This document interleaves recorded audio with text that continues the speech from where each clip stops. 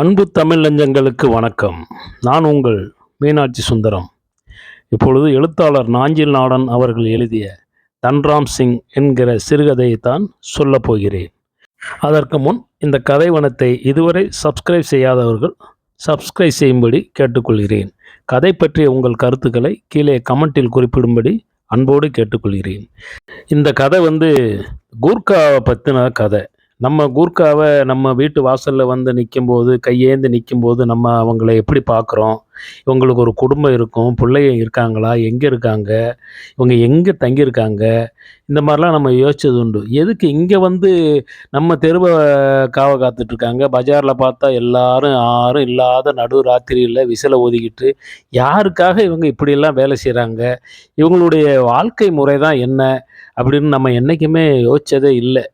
இவங்களுக்கு என்ன வருமானம்? இத வச்சுட்டு குடும்பத்த எப்படி காப்பாத்துவாங்க? புள்ளையெல்லாம் படிக்கிறாங்களா? பொண்டாட்டி பிள்ளையெல்லாம் எங்க இருக்காங்க?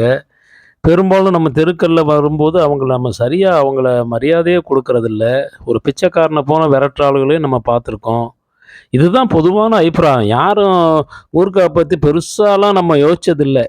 ஆனா இந்த கதை அப்படியே படிச்ச உடனே தலைகீழா நம்மளுடைய எண்ணத்தையே மாத்திருச்சு. இந்த கதையை இப்போ நான் உங்களுக்கு சொல்கிறேன்.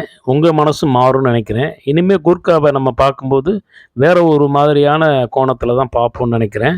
இப்போ நான் கதைக்குள்ளே போகிறேன். தன்ராம் சிங் சிறுகதை. சிங் எனும் துணை பெயர் கொண்டவரெல்லாம் பஞ்சாபி என எண்ணிக்கொள்ள வேண்டாம். தன்ராம் சிங் பஞ்சாபி அல்ல. கேட்டால் அவன் தன்னை நேபாளி என்பான். அவர்களுக்கும் சிங் என்ற துணை பெயர் உண்டு.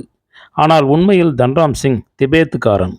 நேபாள் என்று சொன்னால் வடநாட்டில் சமூக அங்கீகாரம் சற்று அதிகம் என்பதை உங்களுக்கு தெரிய சொல்கிறேன். நேபாளிகளுக்கு சற்று மேலான தோற்றப்பொலிவு உண்டு. தன்மையில் கூரான மரம் உண்டு. திபேத்துக்காரர்களும் வெள்ளை நிறம்தான். கண்கள் இடுக்கமானவைதான். முகத்திலும் உடலிலும் நிரப்பாக மயிர் வளர்வதில்லை தான். எனினும் நேபாளிகள் வேறு, திபேத்தியர்கள் வேறு. கூர்க்கா வேலை செய்யும் யாரை கேட்டாலும் நேபாளி என்பார்கள். நேபாளிகளுக்கு அதில் சற்று மனு அர்த்தம்தான்.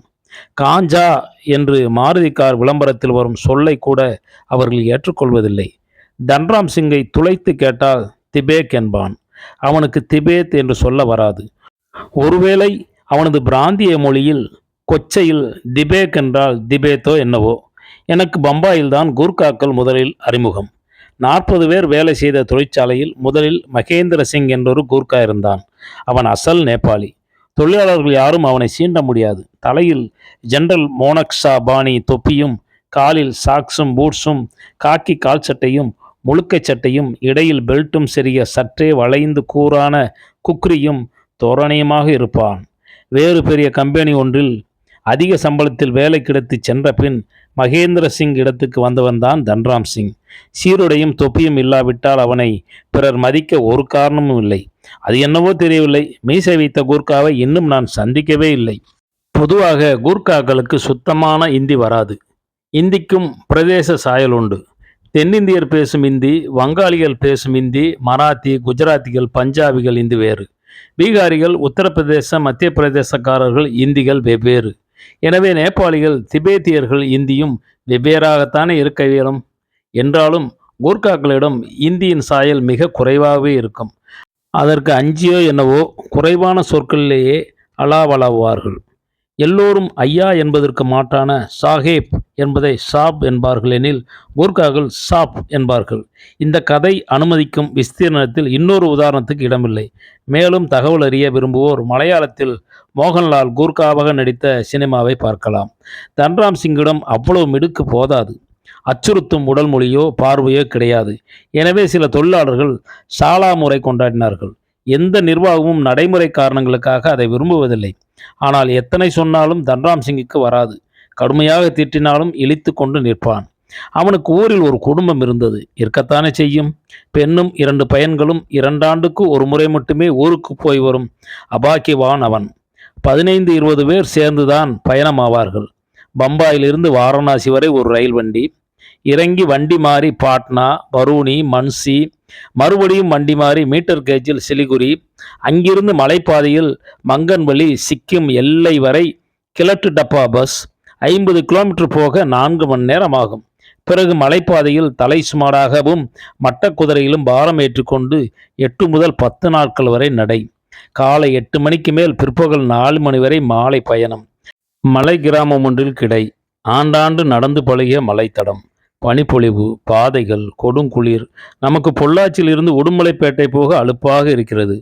ரயிலிலும் முன்பதிவெல்லாம் பழக்கமில்லை. ஜெனரல் கோச்சில் சேர்ந்தாற்போல் தடுப்புகளில் இடம் பிடித்து கொள்வார்கள். பயணத்துக்கு சுட்டு எடுத்து போகும் ரொட்டி, அடுத்த ரயிலுக்கு காத்திருக்கும்போது தேவைக்கு மறுபடியும் ரொட்டி தட்டி கொள்வது, மலை ஏறும்போது இரவில் சுடும் ரொட்டிகள் பகலுக்கு. வர்ண ட்ரங்கு பெட்டிகளில் 2 ஆண்டுகளாக சேகரித்த துணிமணிகள், வெள்ளி ஆபரணங்கள். இந்திய நாணயம் அவர்கள் ஊரில் செல்லுபடியாகாது என்றாலும் சின்னஞ்சிறு நகரங்களில் அதிகாரப்பூர்வமற்ற நாணய மாற்று செய்து கொள்வார்கள். பணம் அனுப்புவது, தபால்கள் அனுப்புவது எல்லாம் ஊருக்கு போகும் குழுக்கள் மூலமாகத்தான். கூர்க்காக்கள் என்போர் வாட்ச்மேன் அல்லர். நாள் பூராம் வாரம் 7 நாள் டியூட்டி. தங்குவதற்கு தொழிற்சாலை வளாகத்தின் பின்புற மூலையில் சிறியதோர் கூண்டு உண்டு. அவர்கள் அவ்வளவாக சிறு விடுப்புகள் எடுப்பதில்லை. நோய்பட்டிருந்தாலும் எழுந்து உட்கார்ந்திருந்தால் போதுமானது. நிர்வாகம் காருண்ய அடிப்படையில் கூர்க்காவுக்கு மாத்திரம் 2 ஆண்டுக்கு ஒரு முறை எல்லா விடுப்புகளையும் சேர்த்து மொத்தமாக வழங்கும். ஊருக்கு போகும்போது தற்காலிக மாற்று ஏற்பாடு செய்துவிட்டு போவான். போக வர பாதி லீவு போய்விடும். ஈராண்டுக்கு ஒரு முறை 1 மாதம் தாம்பத்தியம். தன்ராம் சிங் விடுப்பில் போனதையே நாம் மறந்திருக்கும் போது ஒரு நாள் காலையில் சிரித்தபடி சல்யூட் அடிப்பான். சேஞ்ச் ஆஃப் கார்டு எப்போது நடந்தது என்றே நமக்கு தெரியாது. அலுவலக நேரம் முடிந்து அதிகாரிகளும் சிப்பந்திகளும் போன பிறகு அவனது இன்னொரு உலகு மெல்ல கண் அவிழ்த்து பார்க்கும். தொழிற்சாலை மேலாளர் காலையில் அரை நாள் மட்டும் வந்துவிட்டு போவார். ஒரே ஒரு ஷிப்ட் தான். 3 சூப்பர்வைசர்கள் இருந்தனர். மற்றபடி அலுவலகம், ஸ்டோர்ஸ் என்பன எனது கட்டுப்பாட்டில் இருந்தன. முதலாளிக்கு தமிழனைப் போல் மாய்ந்து மாய்ந்து வேலை செய்வன் கிடைக்க மாட்டான் என்பதால் சற்று சுதந்திரமும் இருந்தது. 9:15 முதல் 5:45 வரை வேலை செய்து 2 மணி நேரம் லோக்கல் ரயிலும் நடந்தும் வீடு சேர்ந்து கிடைத்ததை தின்று படுத்து எழுந்து மறுநாள் காலையில் 7:15க்கு வண்டி பிடிக்கும் துருப்பிடிக்காத இயந்திரம். தொழிலாளர்கள் 5:30க்கே கை கழுவி உடைமாற்றி வெள்ளடிக்க காத்திருப்பார்கள். ஸ்டோர் சாவி, அலுவலக சாவி, மெயின் டோர் சாவி எல்லாம் என் கைவசம். எனவே சாவதானமாக கடைசி ஆளாக கிளம்புவேன். சில சமயம் எதற்கடா வீட்டுக்கு போகிறோம் என்று இருக்கும். ரயிலில் சற்று தள்ளல் குறையட்டும் என்று சில நாட்களில் தாமதமாகவே கிளம்புவேன். சில சமயம் தொழிற்சாலையிலேயே தங்கிவிடுவதும் உண்டு. அலுவலக மேஜை இழுப்பறை ஒன்றில் துவர்த்தும் சாரமும் போர்வையும் ஒளிவாக இருக்கும். காலையில் பல் தேய்த்து குளித்தால் போதும். வளைவினுள் 4-5 தொழிற்கூடங்கள். எல்லோருக்கும் பொதுவாக கண்ணூர் பக்கம் கக்காடு ஊரைச் சேர்ந்த தாவூத் மூசாவின் கேண்டீன். சாய் தவிர அவனது தயாரிப்புகள் டால் பாவ், உசல் பாவ், டால் சாவல், உசல் சாவல், ஆம்லேட், பட்டாட்டா வடா, பாவ், ரொட்டி, சப்ஜி. பாவ் என்றால் பன் போன்ற நாட்டு பிரெட். சாவல் எனில் சோறு, டால் எனில் பருப்பு, சப்ஜி எனில் காய்கறி கூட்டு. மாத கணக்கு உண்டு எனக்கு. இரவுக்கு சொல்லி வைத்தால் சப்ஜி செய்து ரொட்டி சுட்டு தருவான். சாப் கர்னை ஜாத்தா என்பான் தன்ராம் சிங். மாலை அவனது வேலை ஆரம்பமாகி இருக்கும். துவைத்து குளித்துவிட்டு ரொட்டி போட ஆரம்பிப்பான். 6:30 மணிக்கு மேல் அக்கம்பக்கம் வேலை பார்க்கும் அவனது கூட்டாளிகள் சிலர் எட்டி பார்ப்பார்கள். கசாமுசா என்று உரையாடல் கேட்கும். 2 பேர் அவனுடனே தங்குபவர்கள். அலுமினிய டப்பாவில் எப்போதும் ரொட்டி மாவு இருக்கும். பச்சரிசி இருக்கும். மஸ்ஜித் பந்தரில் வாங்கிய பருப்பு, கொண்டைக்கடலை, உப்பு, புளி, சமாச்சாரங்கள், கடுகு எண்ணெய், மண்ணெண்ணெய், பம்பு ஸ்டவ். இரவுக்கும் காலைக்குமாக வேலைக்கு தலைக்கு 4 ரொட்டி. கடைசியில் காதடைக்காமல் இருக்க கொஞ்சம் போல சோறு. வட்டமானதோர் அலுமினிய பாத்திரத்தில் பருப்பு வேக போட்டு உருளைக்கிழங்கு, தக்காளி, பச்சை மிளகாய், அரித்த வெங்காயம் போட்டு தாளித்தால் அது டால். அதை கூட்டி எழலாம். குழம்பும் எழலாம். அருகிலேயே கர்னாக் பந்தர் பைகுலாவில் காய்கறி சந்தையும் இருந்தது. சாயங்காலம் போனால் சந்தை முகப்பில் கூறு வைத்திருப்பார்கள். வடிவற்ற பச்சை தோல் பாய்ந்த உருளைக்கிழங்கு, நைந்த தக்காளி, பெரிய வெங்காயம், கத்திரிக்காய் என மலிவாக அவர்களுக்கு காலை இரவு என இருவேளை உணவுதான். மதியம் எதுவும் உண்பதில்லை. இருக்கை குசனை தலைக்கு வைத்து கொண்டு வெண்ணம்பெரிய மேலாளர் மேசை மீது நெட்ட நெடுக்க நீட்டி படுக்கலாம். விளக்கு இருந்தது, புத்தகம் இருந்தது, ஃபேன் இருந்தது, வேண்டுமானால் ஏசியும் இருந்தது. வாழ்க்கை உண்மையில் சுவாரஸ்யமாகத்தான் இருந்தது. தோ ரொட்டி காப் சாப் என்பான் தன்ராம் சிங் சில சமயம். சுட சுட 2 தின்றிருக்கிறேன். பூண்டு சதைத்து போட்டு கடுகெண்ணெயில் தாளித்த டால் மணமாக இருக்கும். சில சமயம் மூசாக்கடை சப்ஜியும் சப்பாத்தியும், இல்லையேல் டால் சாவல். காடா துணியில் தைக்கப்பட்ட முழங்காலுக்கு வரும் லேங்கா, அரைக்கால் கைவத்த பனியனும் அல்லாத சட்டையும் அல்லாததோர் உடுப்புடன் தன்ராம் சிங் வித்தியாசமாக தெரிவான். சாப்பிட்ட பின் சற்று நேரம் கதை பேசிக் கொண்டிருப்பார்கள். ஞாயிறுகளில் ஆட்டுக்கறி சமைப்பார்கள்.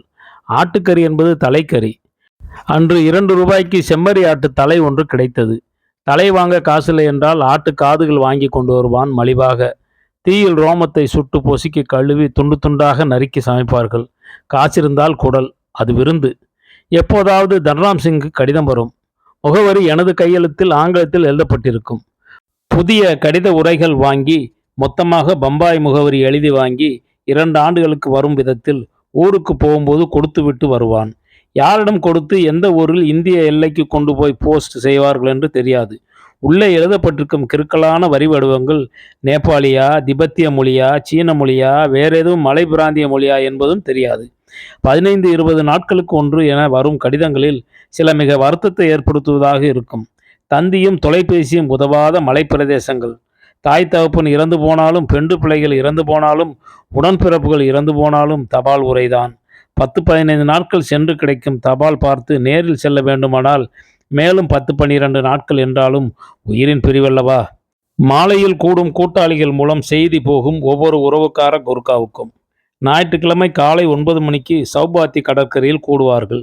மர நிழல் பார்த்து வட்டமாய் உட்கார்ந்து கண்கள் கலங்க நினைவுகளை கூறு வைத்து சடங்குகள் செய்து தீ வளர்த்து அதில் தகவல் வந்த கடிதத்தை உரையுடன் சேர்த்து எரித்து பின்பு நெருப்பை ஆற்றி சாம்பலை கொண்டு போய் அரபிக்கடலில் கரைத்து மொட்டையடித்து சமுத்திரத்தில் குளித்து அவரவர் நினைவு சுமந்து பிரிந்து போவார்கள். கடிதம் வந்த மறு ஞாயிறுக்குள் தன்ராம் சிங் மொட்டை போட்டிருந்தால் தெரிந்து கொள்ளலாம். எப்படியும் அவனுக்கு ஆண்டுக்கு 3-4 மொட்டைக்கு பிழை வராது. சக தொழிலாளர்கள் எப்போதும் தன்ராம் சிங்கை கலாட்டா செய்வார்கள் மொட்டை போட்டிருந்தால். சாவு பரிகாசத்துக்குரியதா? இளையதோர் சிரிப்பில் அவன் துக்கம் கலந்திருக்கும், உறைந்தும் இருக்கும். ஒரு பீடி அல்லது சாசரில் ஊற்றி கொடுத்த பாதி சாய் பெரிய சந்தோஷம் அவனுக்கு. அதிகம் வேலை இருந்தாலோ வேறு சொந்த வேலைகள் இல்லாவிட்டாலோ சில ஞாயிறுகளில் தொழிற்சாலைக்கு போவேன். மசக்கான் டாக் சந்து ஒன்றில் விரலில் தொட்டு காட்டினால் தீப்பற்றி கொள்ளும் மொசம்பி அல்லது சந்திரி என்னும் வாற்றுச்சாராயம் கிடைக்கும். துணைக்கு தன்ராம் சிங், தலைக்கொரு நவுட்டங், தொட்டுக்கொள்ள அச்சார்.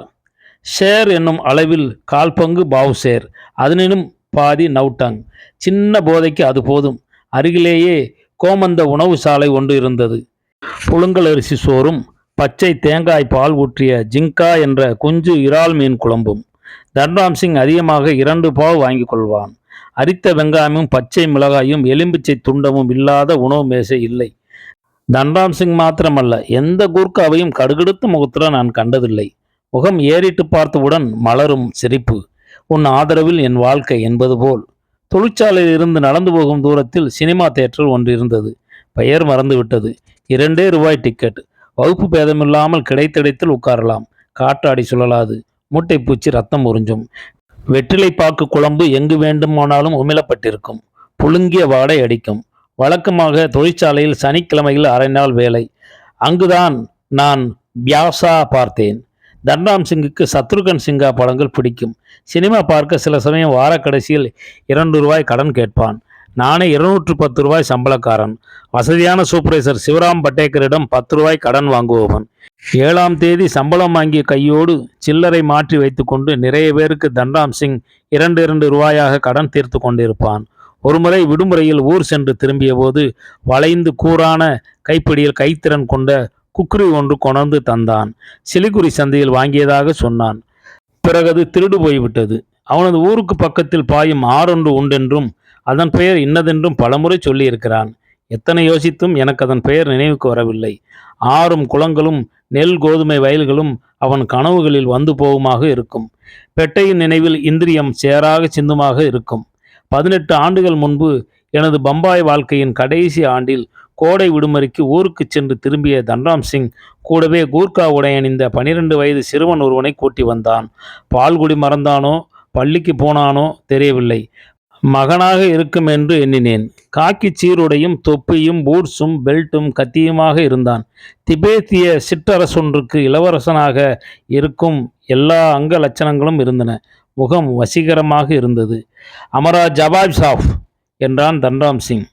மகளுக்கு எப்போது திருமணம் செய்தா என்றேன். அந்த விடுமுறையில் போயிருந்த போது என்றான். அதே ஆண்டில் நான் கோவைக்கு குடிபெயர்ந்தேன். அதன் பிறகு அலுவல் நிமித்தம் பம்பாய் சென்றாலும் எனக்கு அந்த தொழிற்சாலைக்கு போக வாய்க்கவில்லை. தொழிற்சாலையும் மூடப்பட்டு அந்த இடம் கம்பெனி குடோன் ஆயிற்று. என்றாலும் தன்ராம் சிங் தான் கூர்க்காவாக இருப்பானோ இல்லை என்னைப் போல ஓய்வு பெற்று விட்டானோ? ஓய்வு பெற்றாலும் ஊருக்கு திரும்ப இயலாது. என்னால் திரும்ப முடிந்ததா? எங்கேனும் செம்பூர், கோவண்டி, மான்கூடு, சயான், மாதுங்கா, கோலிவாடா, வடாலா, சிவுரி தெருக்களில் இரவில் மூங்கில் களை தட்டிக்கொண்டு நீண்ட விசில் ஊதிக்கொண்டு கண் விழித்து நடப்பானாக இருக்கும். கூலியாக மாதம் 5ஓ 10ஓ வீட்டுக்கு என்று யாசித்து பெறுபவனாக இருக்கும். எனக்கு இன்று தன்ராம் சிங்கை பார்க்க வேண்டும் என்று தோன்றுகிறது. பார்ப்பது சாத்தியமில்லை என தெரிந்தும். உலகம் தாராளமயமாகிவிட்டது. தேசங்களின் எல்லைகள் இற்று வருகின்றன. பாரதத்தின் வளர்ச்சி வீதம் 8% என்கிறார்கள். ஒருவேளை புலம்பெயர்ந்து தன்ராம் சிங் தென்னாட்டு தெருக்களில் இரவுகளில் கோல் தட்டி விசில் ஊதி திரிந்து கொண்டிருக்கக்கூடும். மாதத்தின் முதல் வாரத்தில் உங்கள் வீட்டின் முன்பு வந்து சிரித்தபடி நின்றால் அருள் கூர்ந்து அவனுக்கு 5 ரூபாய் தாருங்கள் கனமான்களே. நன்றி, வணக்கம்.